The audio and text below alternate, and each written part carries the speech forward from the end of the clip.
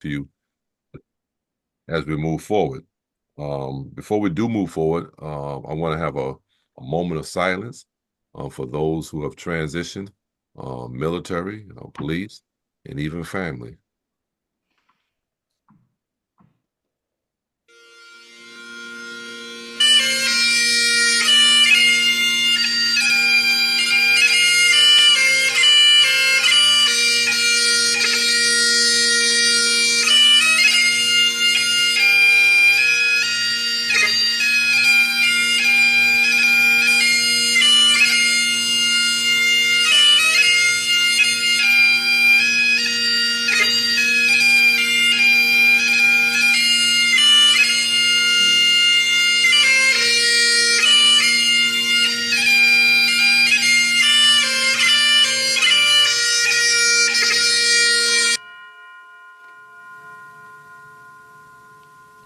All right.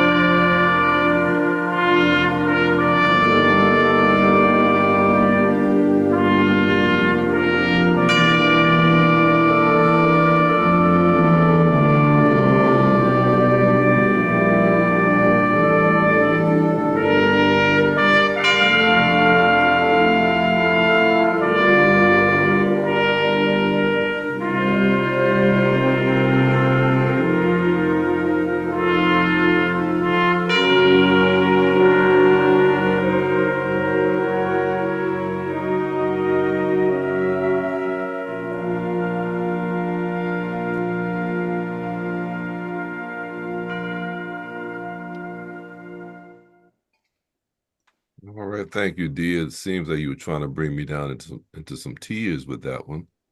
But thank you so much for that. We have a disclaimer. Kyle, do you have the disclaimer? So Kyle's gonna give us our disclaimer. Who's ready to do our statement of purpose? Don't rush to it. Don't rush. You can paraphrase it. It don't have to be like Jamel and Melba. Um, AC, will you do it for us? All right. Kyle and AC. Good afternoon, everybody. I just want to let you know a few things before we get started.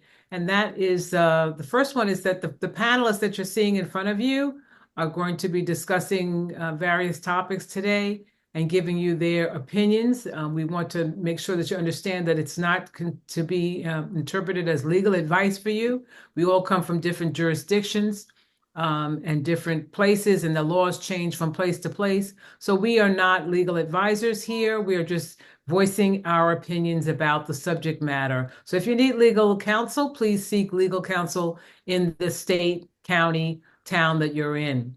Secondly, we typically will show some videos to help us move our conversation along. These videos are not intended to shock or offend anybody. They are typically law enforcement type videos. And so that is a possibility that you might be shocked a little bit by what you see, but that's not our intention. So we'll give you the heads up that it's coming and so that you know to prepare yourself for the videos. These videos we lift from social media platforms. We don't own them. Roll Call doesn't own, produce, has no legal claim to them.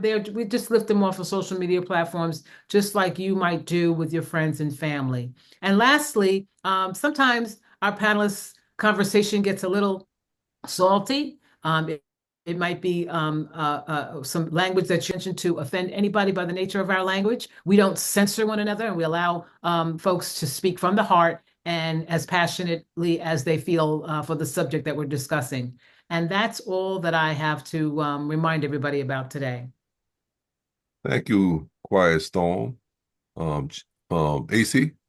Yes, we're roll call, red, white, and blue for better relations. Um, First of all, we're a pro-police group that believes in, when he left, believes in police equity or equity in policing Mhm. and community service. I say community service because the police should be serving the community, and we highlight bad police when we see it, but we are pro police and we want to show good police work. So that being said, good police officers or good police work help make good communities. A couple of us laughed. I think I saw Jim laugh because you didn't say um, black, white, and blue for better relations. You said red, white, and blue for better relations. Forgive me. Thank you, y'all. Thank you. But we understand, and those who listen to us Thank week you. know exactly what you meant. But thank you, Kyle. Thank you, AC, for that. I have a few other things I want to say. I want to say, first of all, Cheech, we're praying for you, and we thank you for the good news that you shared with us privately.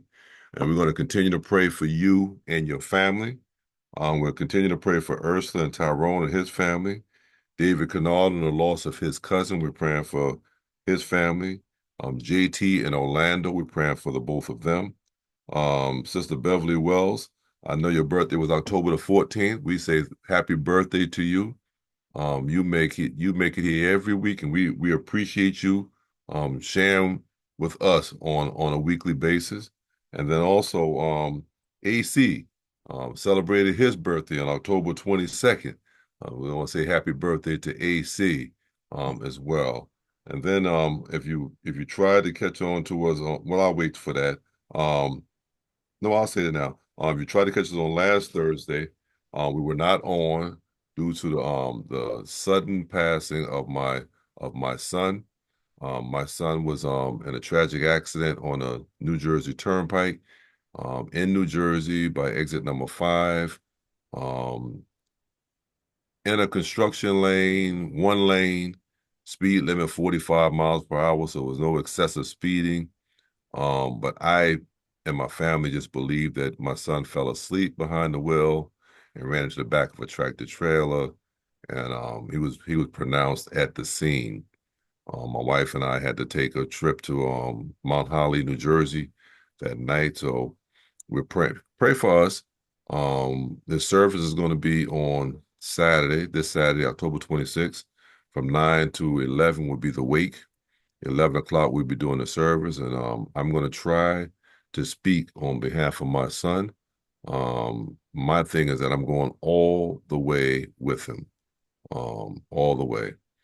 So keep my family in your prayers, keep my wife in your prayers, keep my 2 daughters in your prayers and my 2 granddaughters, because they're really going through, and I don't know how I'm here even today, but I'm here, and I'm trying to stay as normal as possible. And that's why I'm here. But and I'll say this to you guys who may be listening. Um, I'm not doing this to try to show off. You probably hear it on Saturday, but I'm doing this to show everyone that knows me how strong my God is, and how He takes care of us. When we can't take care of ourselves, He takes care of us. Then I want to say, don't forget to vote. Election day is around the corner. We need you to vote. We need you to get out there and vote, vote, and vote. And I'm just going to leave it there for now. But then I want to also announce and remember, look behind Jim Keenan right now. His background, Cops for Kamala. Cops for Kamala. He has a program on Facebook Live now. Cops for Kamala, and I'm gonna let Jim express to you some things about Cops for Kamala and his purpose for that as well. Unmute yourself, Jim. I know you don't mind talking. You sound like my wife. Cops for Kamala was an idea I came up with because everybody believes that all cops are supporting Donald Trump. They just believe that. And it's not true. There are many, many cops that support Kamala Harris. And the reason is very simple. They want to protect democracy.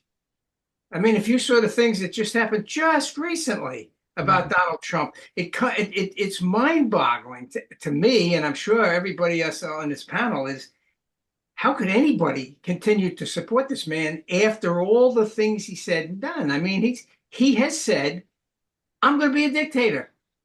I'm going to use the military to go after my political opponents. He said it. And then when his sycophants try to walk that back, he says, no. That's exactly what I mean. Mm-hmm. It's just mind-boggling to me. Anyway, I put this Facebook and TikTok Cops for Kamala together, and it's moving along pretty good. There's been a lot of views. A couple of my videos got over 10,000 views. So it is moving along. People are seeing it. People understand that not all law enforcement in this country is supporting a man like Donald Trump. Now, there's a lot of reasons why they don't come forward. I think most of us on this panel understand why.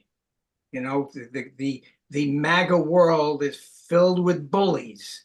And a lot of people, especially cops, they really don't want to have that kind of argument while they're trying to work in a job that is dangerous. And they certainly don't want that hanging over them. So the bottom line is, I will continue to do shows on Cops for Kamala right up until Election Day. I have a countdown going on now. I'm on number 12, right down to the last of reasons why you should support Kamala Harris and not Donald Trump. And each day I come up with a different reason. I probably could use 10 reasons a day, but I'll do one reason a day. So. All right. Guys, by the way, if any of you guys got any ideas or questions or anything for my videos, just let me know, and I'll get them in there. Right. Well, listen, thank you so much. Thank you so much. And as I'm sitting over here right now, I see one of our viewers, Michelle Davis. She worked with us with the Hempstead Police Department. I just want you to keep her in your prayers also. I don't want to get into what it is because she didn't say I can do that, but I just know what she's going through. And Michelle, we're praying for you as well. And thank you for finding time to join us while you're even going through. So we're praying for you and your family on today. Chief, do you have something to say, or were you going to say what I just said? I was going to say the same thing about Michelle. Okay. All right. So let me say, good to see you, Jim. Good to see you, Rich. Good to see you guys that have joined us on today. She said that thank you very much. So you are welcome and you're part of our family. So we're going to keep you in our prayers. Okay. So Jim finished with the Cops for Kamala. But listen, guys, really make sure you get out there and vote. Tell your family to vote, your friends to vote. Don't sleep on this because it could be a few hundred votes that make the difference. But we need to make sure we get out there and we vote. All right. Now, we got a show ahead of us. I'm gonna have Dee give us a video. Let me see. AC, would you like to host? Yeah, you go ahead and listen. I have family and friends in my house, and I wanted to get us on. I'm gonna stay on for a little while anyway, but in case if I have to run, I don't want to be just jumping out there and I'm hosting. So I'm gonna ask AC to host, and Dee's gonna assist with that, and let's go. Okay. Well, Dee, Hi. first. The guy said to vote. I know early voting has started in some other places. I know it starts here in New York on Saturday. So there's going to be a big turnout. Everybody wants to get out there and vote. Find yourself a place, stand in line, get a cup of coffee, and make sure you get out there and vote. Early, mail in, absentee, whatever you need to do. We all need to vote. Our first video is going to take us to Westchester. I believe it's in Ohio. We got a lot of similar places going on here in America, but we have an African male approached by the police. We're going to explain a little more later. He's in a store for shoplifting. We'll give you a little more text later. And actually questioning a black man in a Meijer store. Police records show the suspect, though, in this case was white. The innocent black shopper is now suing Meijer, the police department, and two officers claiming they illegally profiled him, violating his rights and humiliating him. Chief investigative reporter Craig Cheatham shows how the incident unfolded and also how police and the victim responded.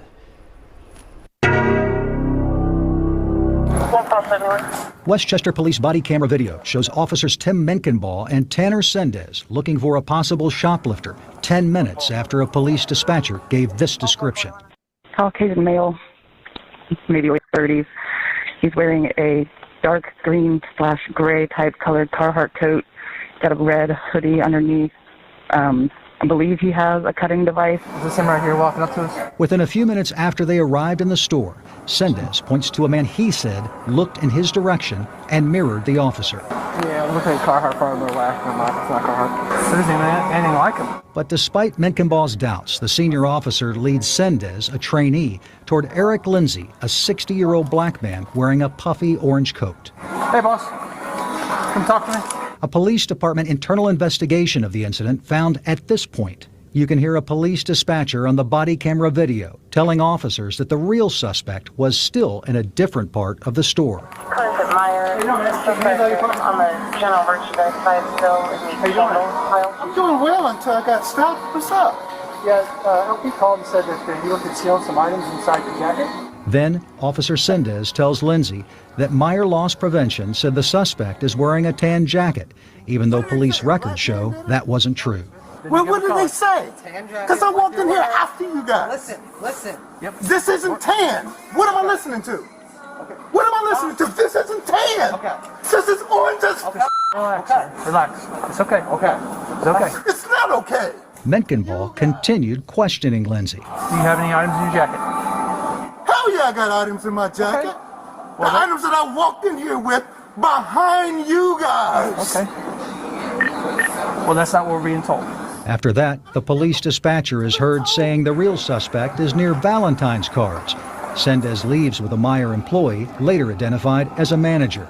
Menkenball follows.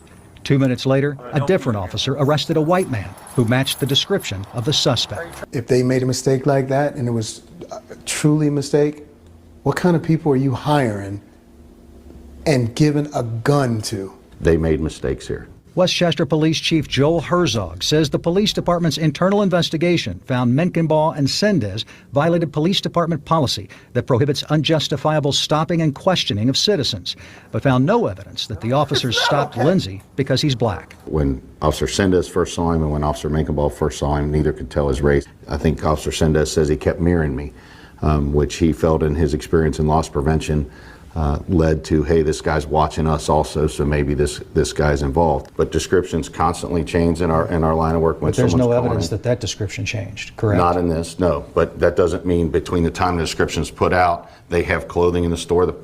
Many times suspects discard what they're wearing. The I-team asked Herzog and Lindsay to watch the same body camera video of the incident and describe what they see. These guys remained professional throughout this. They didn't escalate, as Mr. Lindsay. You got the wrong. Admit it. Admit it. Lindsay says he saw disrespectful and clueless officers. For someone to make a mistake like that, are they that incompetent? But Lindsay says he's also concerned about his anger and loud cursing at the officers. It's nothing that I'm proud of. He says since college and throughout his life, police officers in different communities have stopped and questioned him for no good reason. You reach a boiling point, and I guess that was mine. The Westchester Police Department gave officers Menkenball and Sendez administrative warnings and required them to get retrained on field interviews. It was about as minimal of a contact as you can have with police. It was just a simple walk-up, consensual encounter, some questioning, and that was it. Lindsay filed a lawsuit last month against the Westchester Police Department, officers Menkenball and Sendez, and the Meyer Company, claiming they conspired to violate his rights. Do I need to have been tased or cuffed to feel like I was done wrong? I don't think so.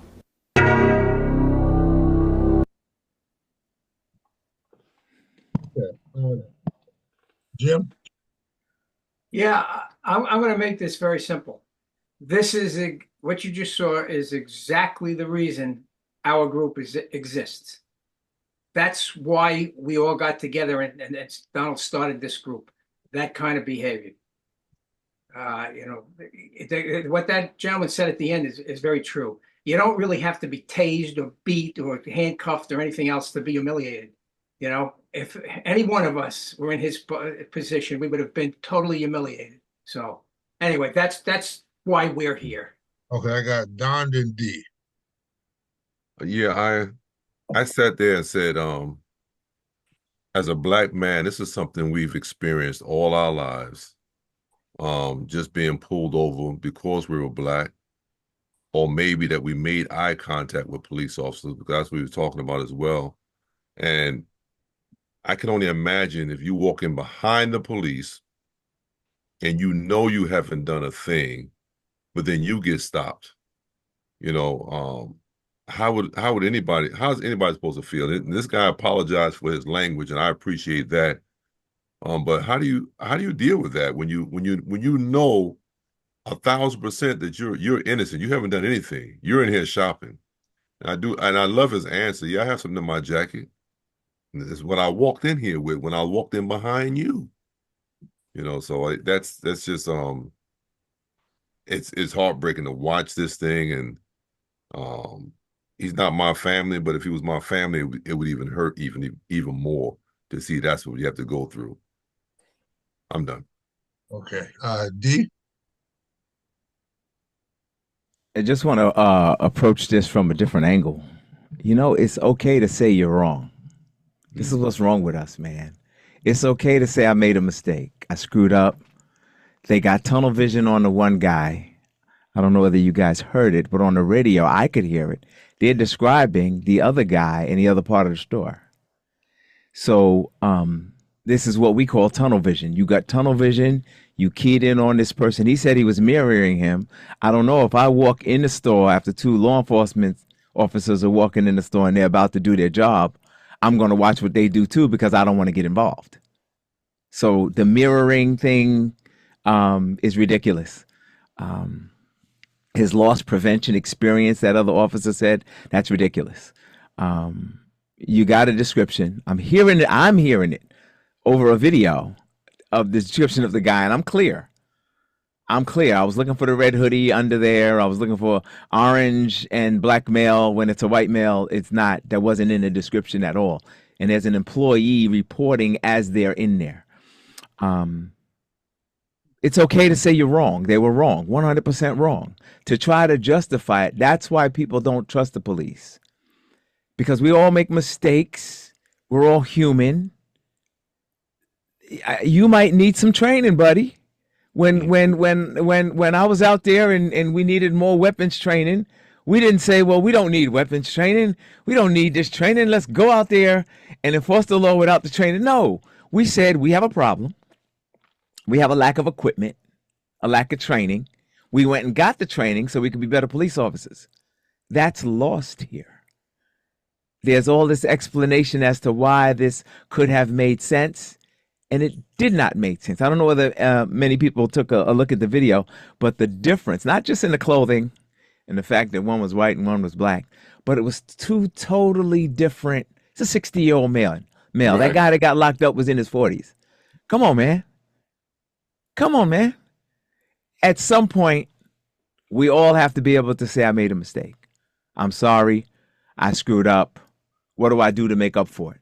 I think that will go a long way into making people trust the police again. This idea where you're tripping, and we all know it. I mean, did anybody here not know he was tripping over his explanation, the chief there? Mm-hmm. I don't trust you. I don't trust you anymore. Right. That's all I got. Okay. Kyle? Yeah, I guess, of course, I agree with everything that Dee just said. I guess I don't understand what the purpose is. I mean, they're clearly going in the wrong direction. Meanwhile, the real perpetrator is still in the store doing God knows what. And I just don't understand, what led them to pursue it. And it was so clear that they had the wrong person. And it doesn't make any sense at all. You're right. It doesn't make any sense at all. What could they possibly have been thinking if race is not an issue and they want to first say, oh, race had nothing to do with it. It wasn't his clothing. It wasn't his age. It wasn't the color of his skin. What was it? They're not even close.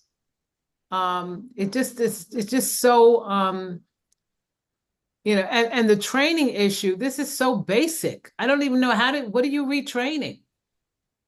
How to listen to a description and then seek out the person that fits that description? Mm-hmm. You know, isn't that 101 like on day one? Like what kind of retraining are you doing at that point? It's just you're right. This is why the public has so much trouble with police officers and these types of incidents keep happening. And this one was just so blatant. So they need to learn their lesson, and that man's going to get, his whatever he's suing for, he's going to get it because it's so clear that they don't have a leg to stand on it as to any justification for even questioning that man in the store. So it's so disheartening every time you see one of these things.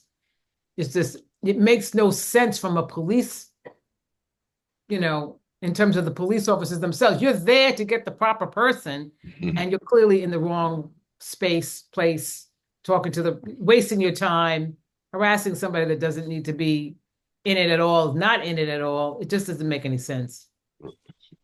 Good. Cheech and Mark. Yeah, I agree with everyone also. And Dee was right. I mean, they should have apologized. They should have admitted that they were wrong. And the part where the chief said, well, they didn't know what race he was. As soon as you came within a couple of feet of him, you knew what race he was.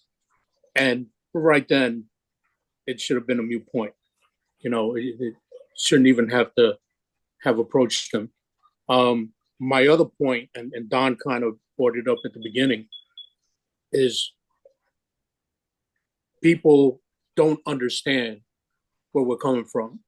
The guy said, the attorney said, you get to your boiling point. That has happened to me also. Because I always told somebody at the end of the day, out of uniform, I'm just another Latino. So I tell people, walk a day in my shoes and you'll understand where I'm coming from. Mm-hmm. You know that there are certain stores that I go into that eyes are on me right away, not everybody else, and you feel it, it, and people don't understand that. And even when you try to tell them, they don't get it. And that's why I say, just walk a day in my shoes and you'll know that you are being seen differently and you do get treated differently. And that's unfortunate, especially in this time and age. Thank you. Mark?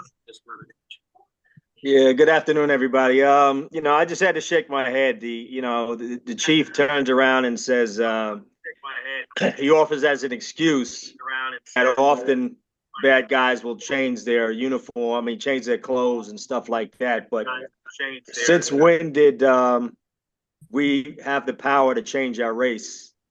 It wasn't even close, unless this guy is part chameleon. The description says Caucasian. Maybe the retraining is they don't know what the word Caucasian means. That's the only thing I could think of, Kyle. That could confuse you, Mark, not him. What? Could have confused you, but not him. Listen, I've been confused as a lot of things in my life. I could understand that. Yeah. But him, no. Okay, Jay, before we go further, JT, I had to mute you because you had an echo in the back. Do you have two devices on? You're muted now. You gotta unmute yourself. Unmute yourself. Tell him to put his pants on, too. You still need pants. You got yours on, Mark? Yes, sir. You the one that was bent over. Oh! JT's awake today. Okay. Hey, Donald, first of all, I know we're on air, but I haven't got a chance to speak to you or any of your family. I just can't make that call, Don. My condolences to you, Sylvia, the girls. Thank you, JT. Your mother. I just can't make it, man. I understand. Listen, and I appreciate it. And we did say something at the beginning, but I definitely appreciate it. It's a tough time. I'm on here pretty much for us. I knew you guys had not seen me, and I had not seen you, and so I wanted to make sure that we're still connected, and that we see each other even while we're struggling. I don't know if I've seen D. I know I've spoken to D. Mark's been by my house, watching my house and making sure everything's good on that end. And D and I are gonna take a ride to the scene on Tuesday, and take care of some other business while we're there. But I thank him. He worked with the New Jersey State Police as far as getting the information I needed and the location of the vehicle and all that stuff. So it's always good to have some friends that don't mind helping. You know, and then when I say that, don't get me wrong, friends like you guys is always praying, you know, and well wishes. So I appreciate that. Okay, thanks, JT. Go ahead, EC. Well, okay. Before we get to the next video, I know there's people out here looking and other cops saying, "Well, he made a mistake. Wasn't that bad? He let him go." It's not the mistake that's the problem. It's why you assume that the first black person you saw, not the first person you saw when you walked to the store, but the first black person you saw is a shoplifter. And that's the problem we have with it. It's other people you saw before you got to him. You assume the first black person might change his identity and become a shoplifter. And if you predeceive and you have those underlying thoughts, that's the problem. Let me get there's a comment on here from I got going right to you, Mark. Let me just read this comment real quick. Richard Bowden, when I worked with civilian and military police at Fort Gregg Adams, I witnessed tunnel vision on almost a daily basis. If this isn't a racist stop, it's a lazy stop to keep from doing paperwork for arresting the right person. Oh my goodness. Wow. Okay. All right, Mark, and then Rich. Yeah, real quick. You know, how good are your powers of observation if you claim this guy was mirroring you, but he came in after you? Like, you should have been aware when you walked into the store who was in front of you and who was behind you. So, you know, Kyle, you asked the question, what are they gonna be trained on? I would say they probably need to be retrained on everything, because they must have fell asleep during the academy. That's a great point, Mark. Rich? Yeah, good afternoon, everyone. Reverend Donald, just like JT, my heart goes out to you and your family. And, you know, I pray constantly that your family receives the support, the strength, and the comfort you need to carry on at this point. And I have to admit that I had a dream that I gave you a brotherly hug, and it was a kind of an emotional embrace that I had last night. So it's been on my heart, and I just wanted to convey that to you. And I mean, words fall short, like I've said before, but my heart's with you. We're praying for you. Thank you. Thank you. Let me just say this real quick. For those who are listening to us, we will have breaks like this because Rich just got on, Melba just got on. They were having problems getting on. JT had a problem getting on, so they didn't get a chance to speak to me. So they'll probably speak to me during the show, and I'm fine with that. I just need you to understand what they're doing and why they're doing what they're doing. So Rich, thank you so much. I appreciate that. And JT, I appreciate it as well. Okay. Who do you have next? Jim, actually. Jim. Yeah, but I was gonna. Oh, sorry, you weren't done. Yeah, Rich was not done. That's right. Okay. I just wanted to start with that. What was important. You know, these kind of mistakes may on the surface seem like nothing, but if that man was having a bad day, one of the worst days of his life, something was heavy on him, this is something that could take him over the edge. And then people would say, why did he react that way? Why did he go off? Why did he now do this? Because of this lazy, poor law enforcement individuals, you know, accusing him of doing something he didn't do, and it was just that straw that took him over the edge. And this has happened before, that somebody reacted so with such a guttural instinct, and they became violent, or they did something else based on something like this being falsely accused.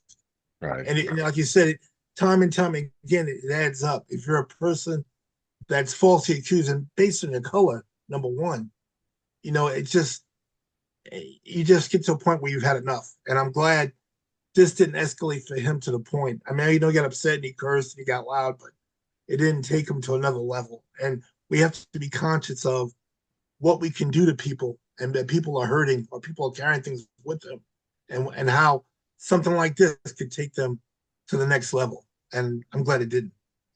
That's all I have. Jim? Yeah, just an observation.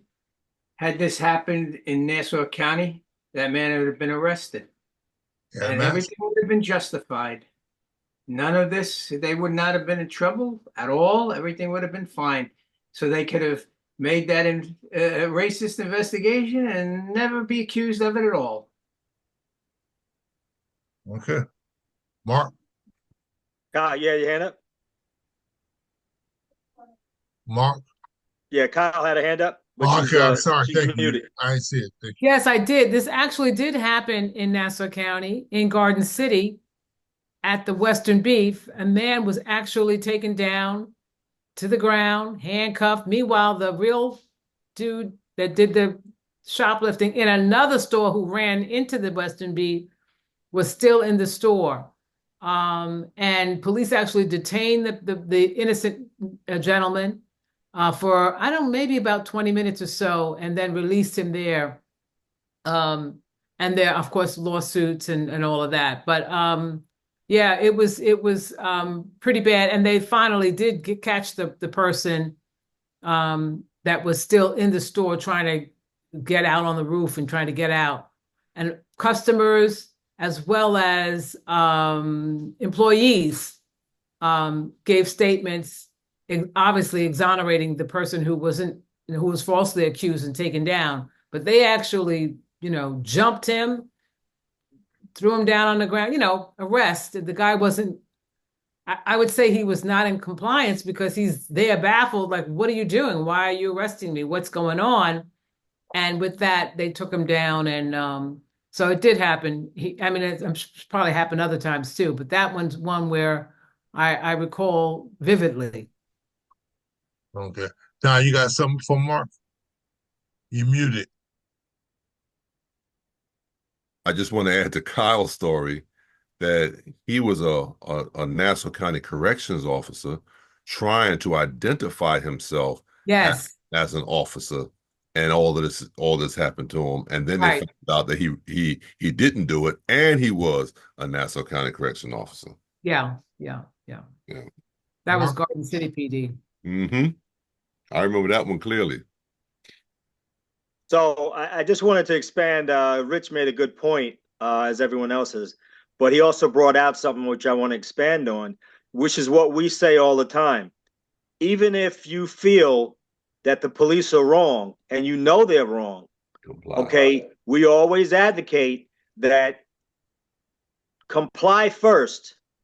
And although he got angry, he didn't get physical. He didn't get in the officer's face. So he maintained as much decorum as he could. And, it worked out better for him, and he was able to complain and fight another day. But if he had, knowing that he was innocent and he got physical with the police, it would have been a bad day for him either way. So, that once again, that's a great video to reinforce what we're always talking about. Comply and fight another day. Live to fight another day. Don't fight with the police, because you're not going to win. Even if they're dead wrong, you're not going to win it. You said. D, got another one for us? Yeah, Mark, in furtherance of what you said, I figured this is not the other half of this video, but sort of in the aftermath. We're gonna go out to Oregon. Same type of situation happened in a Walmart. A little different result.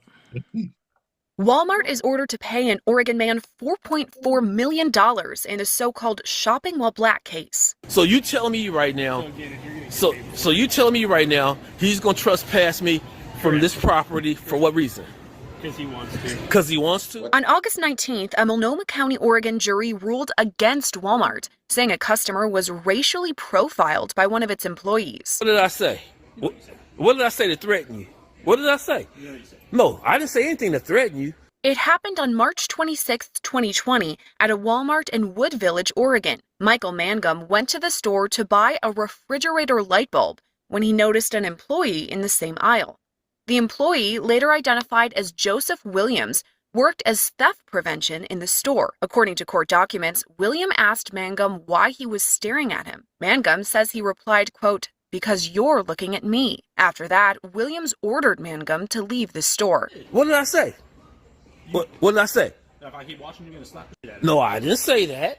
Williams called non-emergency officers, saying there was a customer who refused to leave and threatened to smash his face. So you telling me right now, so you telling me right now he's going to trespass me from this property for what reason? Because he wants to. Because he wants to? According to court documents, officers interviewed Mangum, Williams, and a nearby couple who witnessed the interaction. And I'm going to go find this other couple here, and I'm going to ask them if I said that. I'm going to find this other couple here, and I'm going to ask them if I said that. Responding officers determined no crime was committed and refused to take action based on Williams's, quote, shifting explanations of what happened. In the days that followed, Oregon officials investigated the incident, describing a, quote, pattern of behavior by Williams. He just basically said that Joe had the tendency to exaggerate when he was making the calls to get law enforcement assistance, and that he just wanted to bring that to Kelly's attention. Is that a serious matter or a trivial matter? I would call that serious. Mangum's lawsuit read in part, quote, defendant Walmart, by and through its management officials, was aware that Williams had, on previous occasions, provided false information about customers to police officers and knew that police had complained that he was not to be trusted. I got that from a couple of firsthand experiences where I was one of the deputies who showed up to a call, and then the vast majority of it came from deputies on my shift who had become extremely frustrated with a pattern of behavior that they had identified of Mr. Williams calling 911 to report dangerous active situations such as customers physically assaulting him or loss prevention employees or other Walmart employees while trying to steal.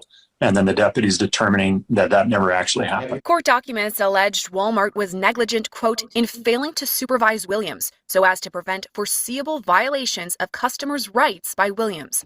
According to the Associated Press, Williams was fired by Walmart in July 2020 for mishandling property. Mangum filed the lawsuit in December 2021 and was awarded $4.4 million in damages just 8 months later. Following the verdict, the Walmart Senior Director for National Media Relations released a statement saying in part, quote, "We do not tolerate discrimination. We believe the verdict is excessive and is not supported by evidence." For the latest developments in this case and all things true crime, stay with Long Crime Network. Okay, I got Mark and Jim. Yeah, real quick. I was in the store one time not too long ago, and I kept seeing a guy pass by me, you know, and it was so obvious to me, you know. So as I circled around the store, I did like a lap around the store to make him work for it.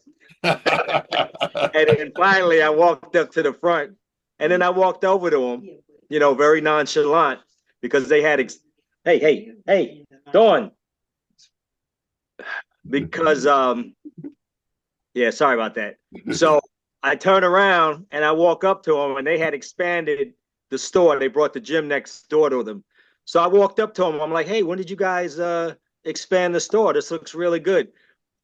It was so funny to see his face, because it's like, yo, dude, you're busted. I already know you're security and you're working for the store, you know, but I didn't get upset. I didn't confront him, you know, in an angry way. I let him know that I know what he was doing. And I just kind of chuckled at it. But I made sure he got his steps in that day. Okay. Jim? Yeah.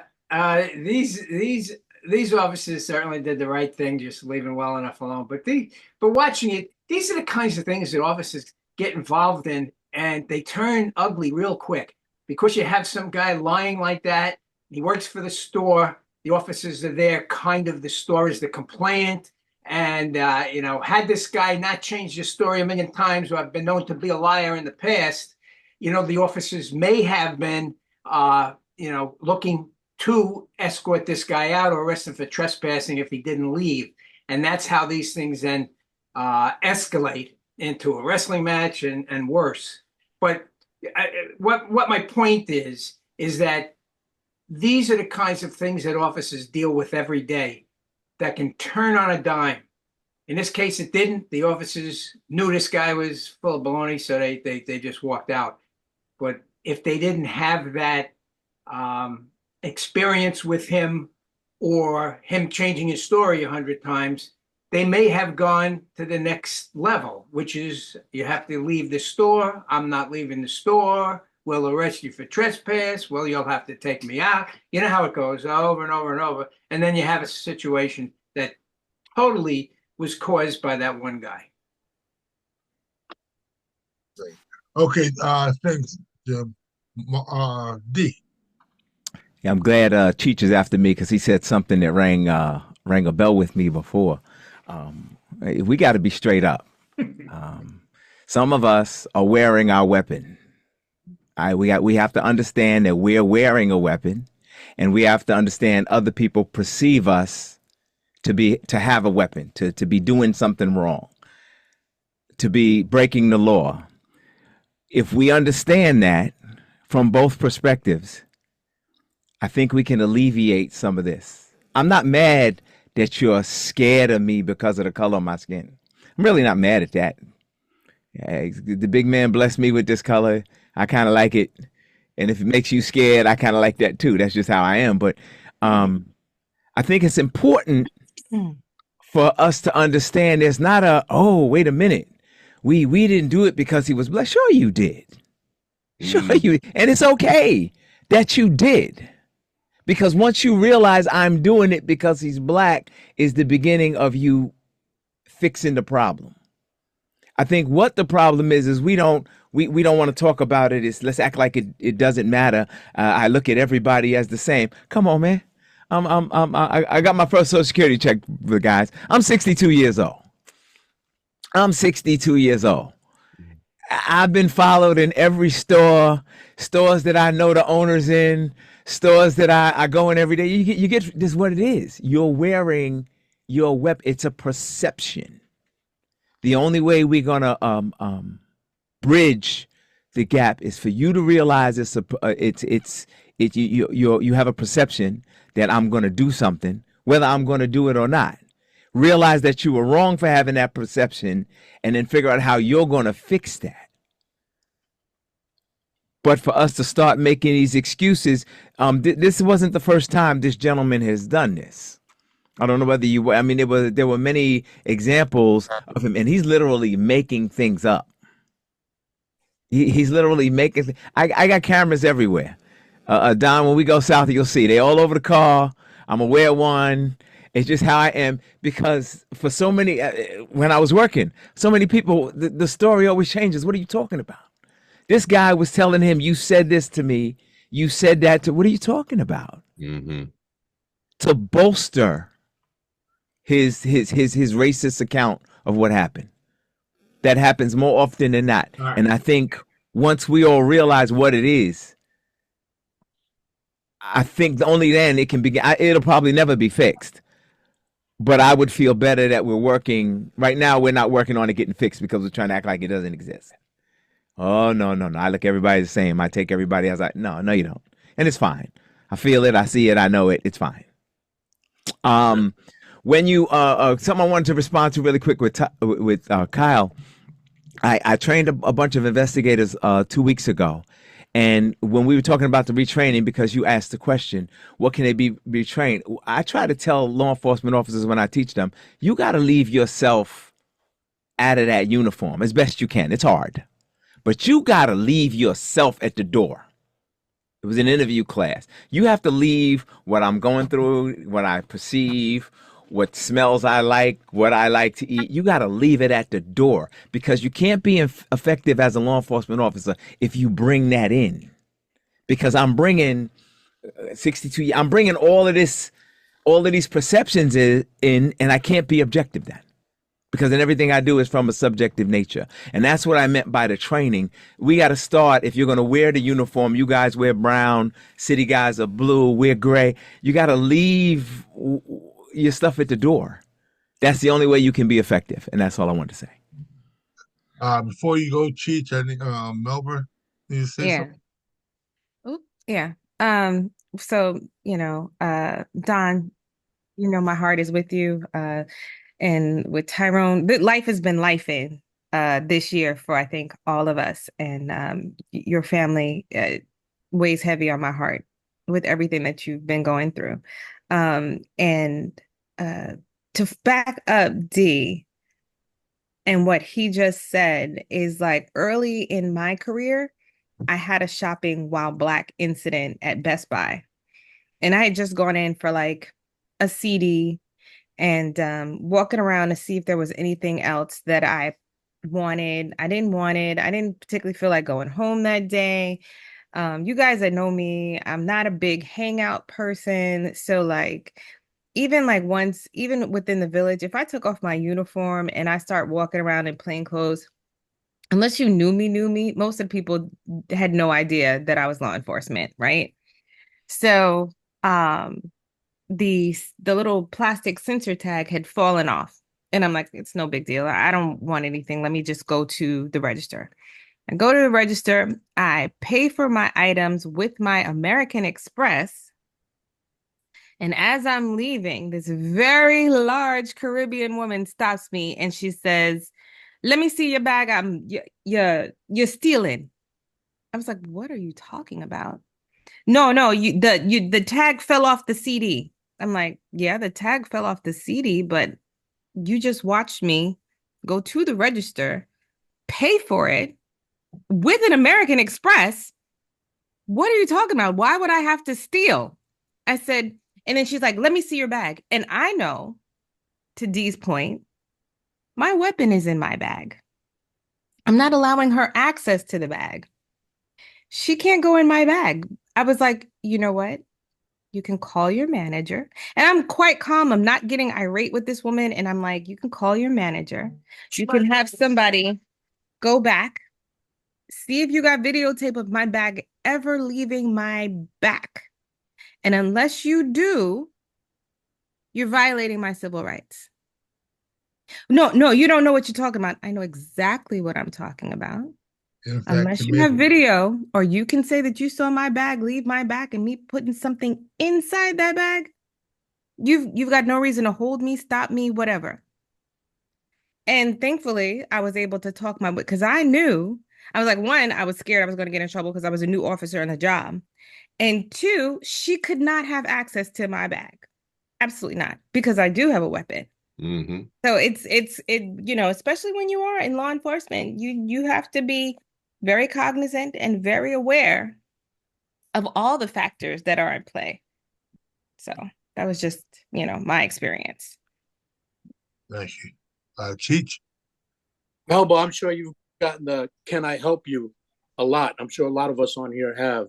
Oh, absolutely. That "can I help you," but it's not "can I help you find something?" That's "can I help you? What are you doing here?" What are you doing here? Yeah, that's the kind of help "can I help you" that you get.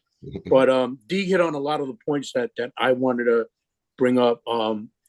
These are situations where the police are made out to be the bad ones sometimes, but you got to remember also that the police are going on what the complainant is saying. And sometimes at that moment, you're taking that person's word and you're acting on that until you investigate and find out further. But like I believe it was Mark that said earlier, just comply, know what your rights are, but comply to your capabilities while they handle and find out exactly what. But unfortunately, sometimes, that'll escalate. and become a bigger thing. And another thing with the trespassing was, and correct me if I'm wrong, Kyle, but a lot of places have a right to trespass anybody or say they don't want somebody in a restaurant or a store because it is a private establishment. I'm sure that can change from state to state, like we say at the beginning, but I think a lot of places are allowed to do that for whatever reason they want. You want Kyle to address that addition? Yeah, she nodded. Yes, yeah. That Oh, seems okay. to be the way it is, that you can deny someone access, just because you want to. I think what happens a lot of times is the management doesn't deny access to some of the employees who aren't being supervised, denies access, and that's where you get in trouble at maybe in the businesses. JT. Thought I was invisible. Black as I am, I know you saw me. But that's okay. He's being racist, JT. Hold on just a second. The what? Oh, okay. All right. Yeah, I'm sorry. I was just. Yeah, I've been in that situation live and in color. It was black on black, but the security guard was trying to exit me out of the store because he thought I wasn't supposed to be in there. Now, in this Walmart, I had problems before, and I left on my own. This time I was having the same problems with the same, not the same person, but the same location. This guy come up to me looking like a drug dealer, talking about you're not allowed in the store. I said, man, go on about your business. You don't even know nothing about this. I remember exactly what I said because I had to write a letter to this asshole to tell him I was sorry. But I was sorry for I didn't whip his ass because I knew there was more cameras in there than in the Kodak, But he approached me and got too close. So I pushed him. As we always train, nobody get in your space. He was in my space and almost ready to go upstairs, So I pushed him. I said, man, get away from him. He said, I'm security. I said, you ain't got no badge? You come up on me like that? He said, well, you got to leave the store. I said, I ain't got to do it. I'm trying to limit my cursing, but today is not one of them days. I told him, you ain't going to do the motherfucking thing to me. He said, I'll put you out.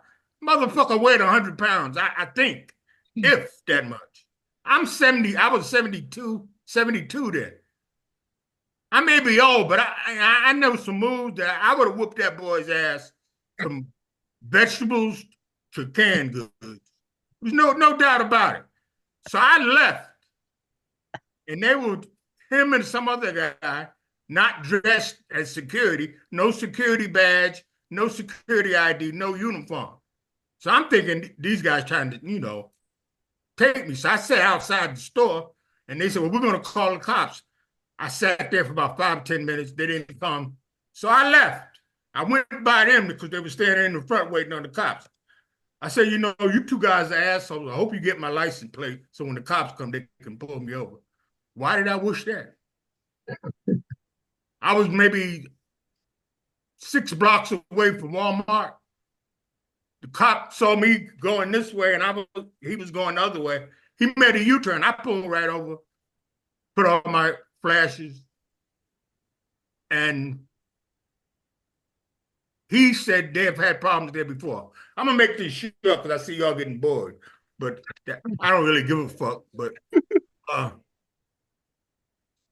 they later pulled my car over.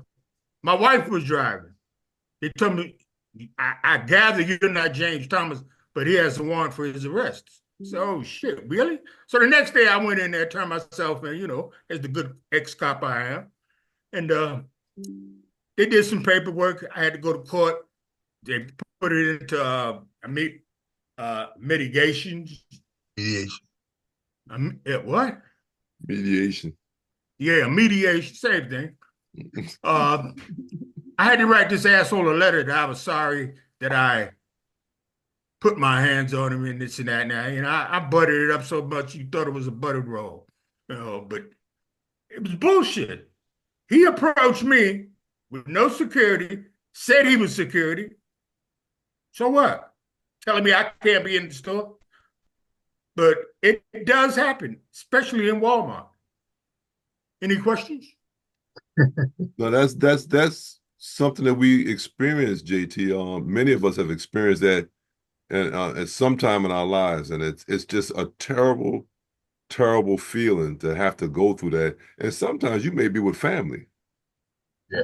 You may be with family, and you know that you ain't doing anything, but it's an embarrassing thing to even have to deal with the police under those type of circumstances. It's terrible. It is. But this is a security guard. This wasn't even a cop. Right. Cop gave more respect, But Jim said he never experienced it. Jim, you got to come with me once. They'll stop both of us. Why are you with him? Thank you, Bob. Jim will say I'm his lawyer. Actually, while I was in the academy, They would say, "Is this guy bothering you, sir?"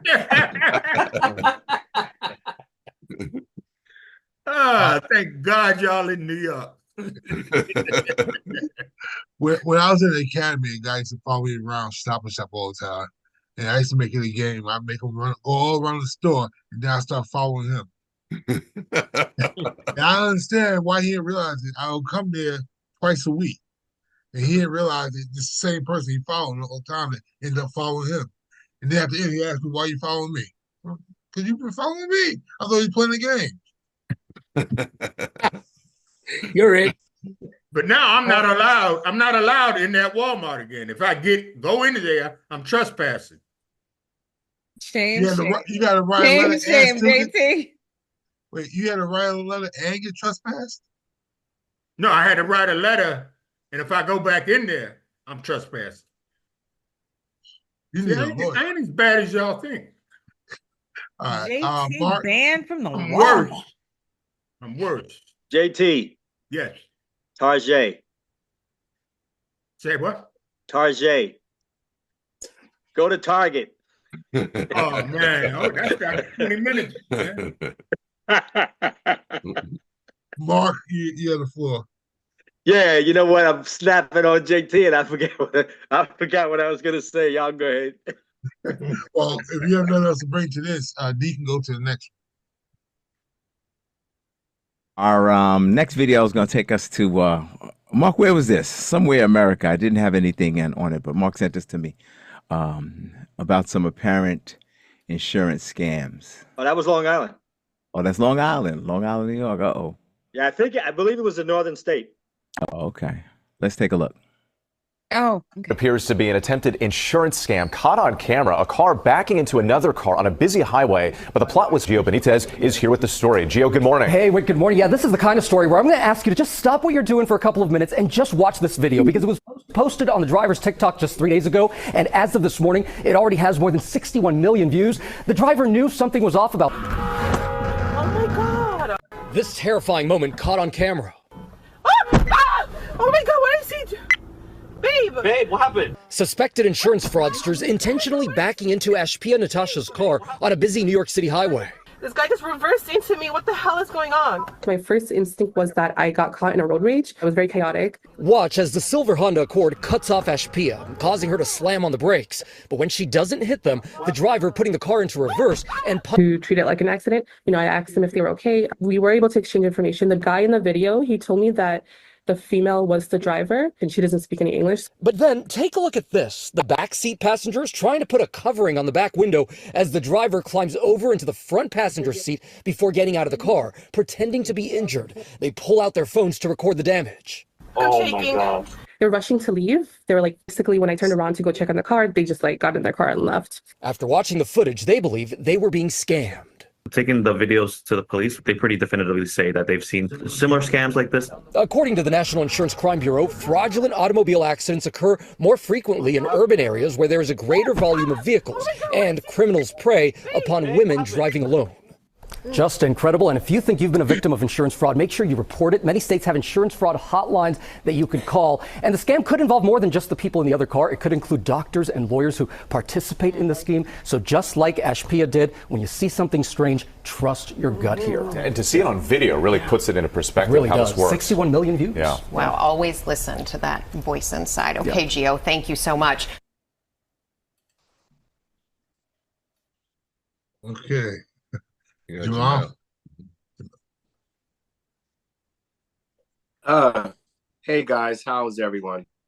You know, just when you thought that you've seen just about as many scams as you could possibly see in your lifetime, you know, this right here, you know, not only is this like very low, but someone could have got injured, you know, very, very badly with the individuals trying to perpetrate the fraud and the insurance fraud that they're trying to do.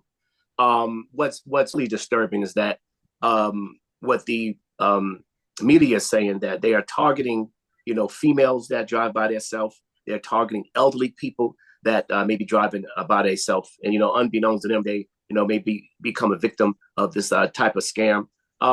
You know, it's just so reprehensible. These individuals, you know, they want to perpetrate their fraud on, you know, vulnerable people like this on the highway. And I believe in another source that I saw, they said it was on the Belt Parkway, but Mark is probably right. It's probably the Northern State Parkway from the way that it looks so much, you know, so many trees and stuff. The Belt Parkway don't have that many trees on it, but Belt Parkway in Queens, Jamal. Say that again. Belt Parkway in Queens, bro. The Belt Parkway. That's what I thought it was. Okay, Queens. I know that's what the news that I saw. It said it was on the Belt Parkway, but I wasn't sure. But but yeah, you know, so you know, to all motorists out there, you know, you just have to be cautious and conscientious. And the fact that this young lady had a dash cam, I mean, that in itself, you know, really helped her as far as, you know, presenting her evidence to the authorities and everything, and, you know, possibly getting her out of some type of insurance fraud. So when I saw that, I definitely said, I want to invest in one of those dash cams, because if this is what's the world is going to now with these individuals perpetrating these type of scams, now I need to do what I can to protect myself and my family. Thanks, guys. You're welcome. Cheech, I'm sorry, not Cheech, D is first.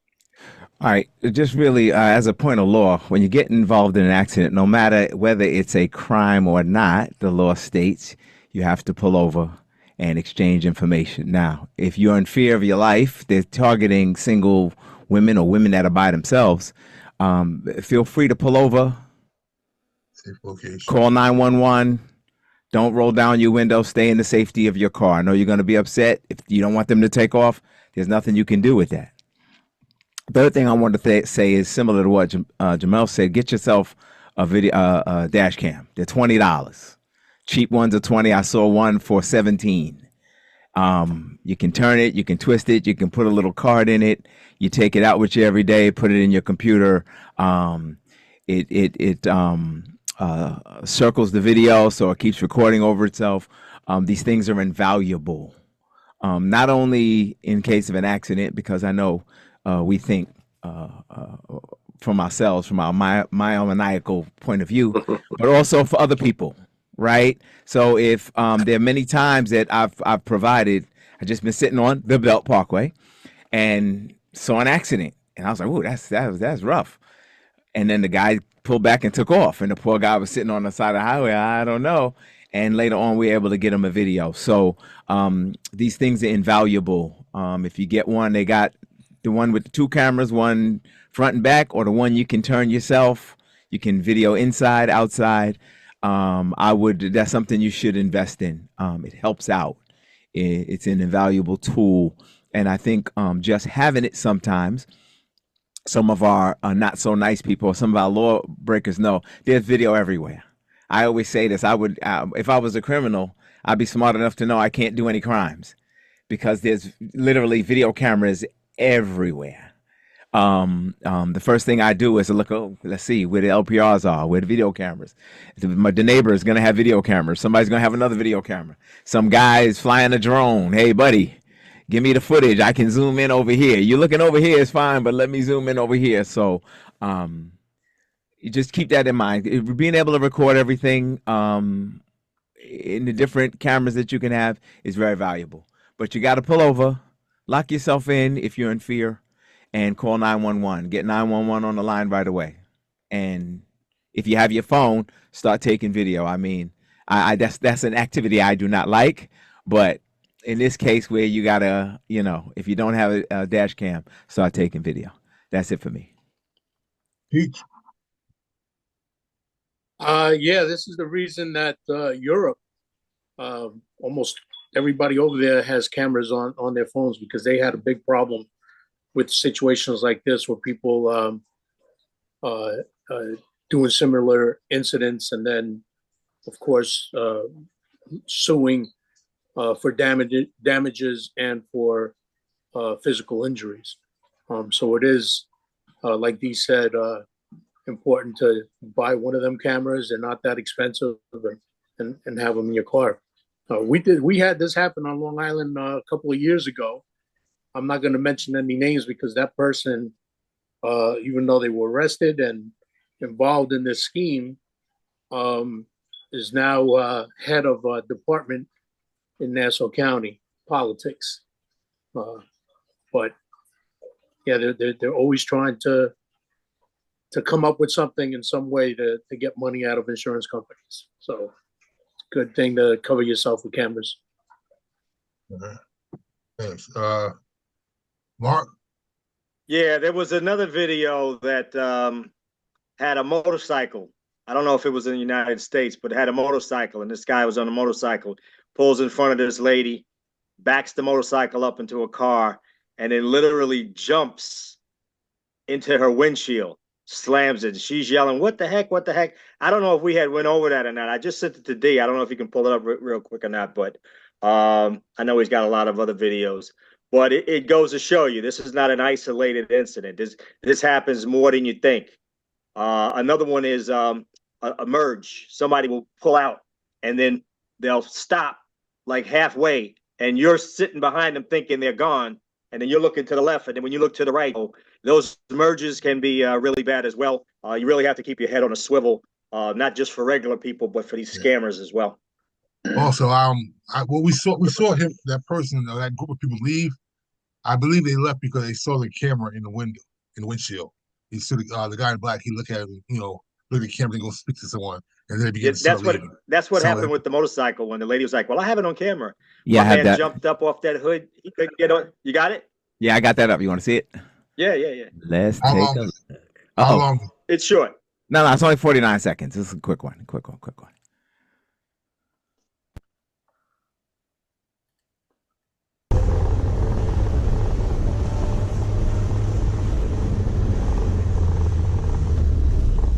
What the hell? What the hell, you idiot? Oh my god!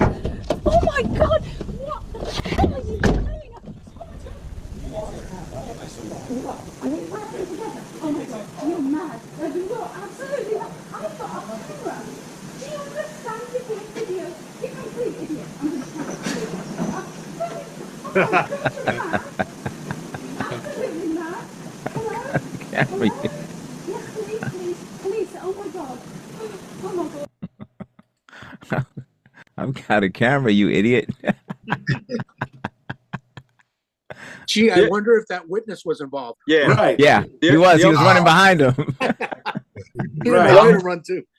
The only thing I'll add to that real quick is sometimes it might behoove you not to tell, so you get them arrested, because if they reach in and grab that camera and take the whole thing with them, then you have no proof. So sometimes you got to hold your hand close to your vest. That is exactly what I was going to say. What Mark said, that maybe we better keep our mouths shut if we have it on there, because either you may get attacked and they take it, or they just take off now. Yeah. A lot of times those guys have those plates bent all the way under where you can't read a plate or anything. Yeah. Especially if you're gonna force yourself to get in an accident, you're not gonna use your vehicle or vehicle registering your name. So, Kyle, why not, AC? if you're gonna force yourself to get in an accident, why not? How you gonna get paid? I don't know, but you know, that's what I'm thinking about. You know, they're doing it for money. Yeah. You know, the bad guys got hoopties too. Yeah. Yeah. But Kyle. I had a quick question about the dash cameras. Can you play them back right away, or is this something you have to download and then see it from a laptop or a hard drive or something? Regular. How much money you spend on it? Yeah, it depends on which one you have. The cheaper ones, no. The more expensive ones, yeah. You immediately play it back. I'm gonna get one. I would take the CD card, the little chip card out right away, so it doesn't re-record over it. Right. So you save that moment. You know. JT, you have a question? You said there's a camera for the front and the back. Is this 2 cameras or 1 camera? Okay, it's a camera, but it's got a wire and a little camera to the end of it. You can just stick on the back, so you just run it through the car, or you can have the one that you can turn and has a camera in the front, camera in the back. So you can, I mean, you're not going to get that clear back, but you'll get enough to save you in a court case. Thank you. Okay. Don't worry. He'll have a list in the comments of where you can order from his It's coming channel. soon. Trump is selling them too, just in case you guys get a Trump cam. I got you, dog. Yeah, it doesn't work though. I just want to go back to what Mark said, because I just remembered when you said about merging in Garden City. My wife was headed into work, and she was merging onto Stewart Avenue, coming off the Meadowbrook, and she looked over. There was nothing coming. The car in front of her never moved, and she went ahead. And as soon as she started moving, realized it, hit her brakes, but she tapped the car. There was absolutely no damage to our car, and there was a little scratch on the bumper of the other car. No big deal. We exchanged info. Next thing we know, it was an elderly male. We got a lawsuit from him and his wife, who wasn't in the car. And part of the lawsuit was that he was unable to perform anymore with his wife, and she was suing us. What? Yep. Yep. And he was like 90 years old.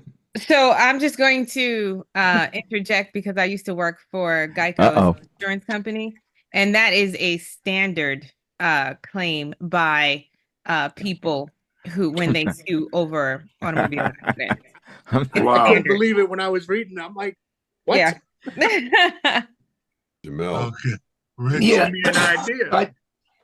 Excuse me. No, I just wanted to reiterate that, you have a lot of, elderly people out there. You have a lot of people who are out there driving,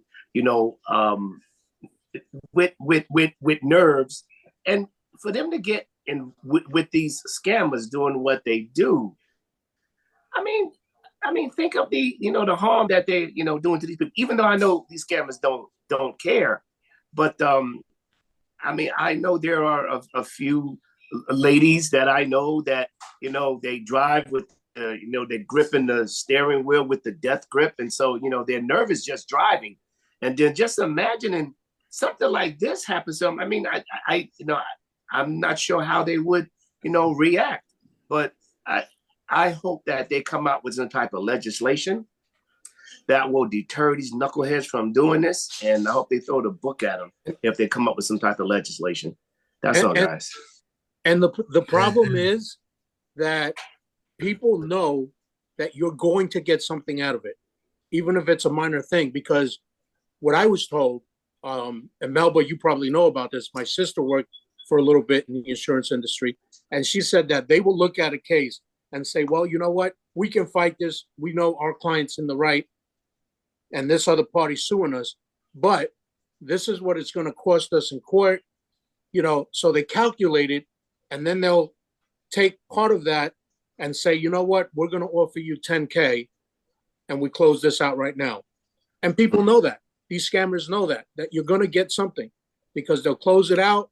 And sometimes you don't even need an attorney. They just direct with the insurance, and the insurance is going to say, look, here's $5,000. See you later. And they'll take it, and it's over and done with. Wow. And the insurance is doing it because they know that they can fight it, but it's going to cost them more in the long run fighting it and going to court. Right. And that's why you have these insurance companies bailing out of states. Okay, because y'all. of Y'all forget practices to like put your this. hands up. Yeah, hands up. AC's running the show. Okay. AC runs a tight ship. Rich. Yeah, I wanted to go back to the first video with the vehicles on the Bell Parkway. I didn't understand what the purpose was for covering the back window to obscure the view inside the. Can somebody explain that to me? What that was about? They wanted to switch drivers. They were switching drivers, switching passenger and driver. And the driver then got into that red SUV that pulled in front, and they went on. Yeah. The driver who backed up exited the car and jumped into the red. I don't know how much of that was on the video that we just saw, but on the news is clear that driver. And left. that means that driver is is the one running the scam, and then they're using other people, and that's why they get out and make like they weren't even part of it. Right. But they're the ones, because other people are afraid to do the driving or don't know how to do it. So they're okay, we'll do it, but we got to use your car in order for this to work.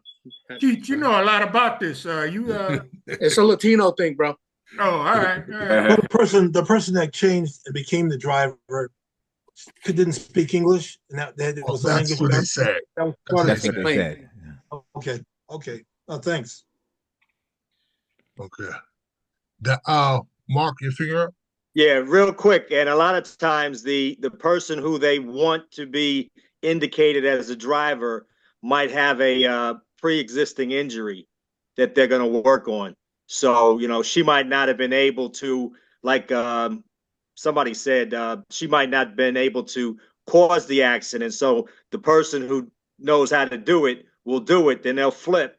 And then the one who's now the driver, the woman, will fake her injury. And they have that all lined up. And like they said, somebody else said also, they'll have doctors already involved in this thing. So doctors will be like, oh yeah, she was fine before, but now she's got a bad back, a vertebrae this, a vertebrae that. So it's an elaborate scam. Don't think it's just some guys jumping in a car and winging it. They know what they're doing. Everybody that's in the car goes in. Everybody's in the car. Well, everybody that's in the car goes in the accident report is injured. Everybody get a piece of it. Yep. Anyway, anybody else have anything else to bring? If not, D, can you give us a good one? My wife turned 21 last week, October 10th. Oh, yeah. Happy birthday. You're like a day over 20. I like them young. Yeah, there you go. Put your foot. Don't worry, you Put lied. your foot all the way in. You and Diddy. I'll take it. I set myself up for that. We had to make that one up. Good job. Oh, Lord have mercy.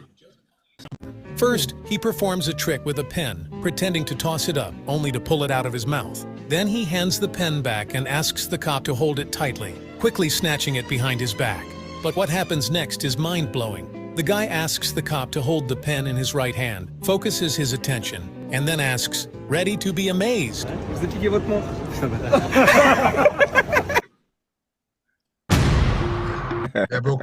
hand is quicker than the eye. Took his watch. Oh, you didn't see it? We didn't see it. It broke up a little bit. I was scared he was going to take his gun. Yeah, he took his watch. Apparently, it's a tourist area. Yeah. Well, listen, thank you guys for joining.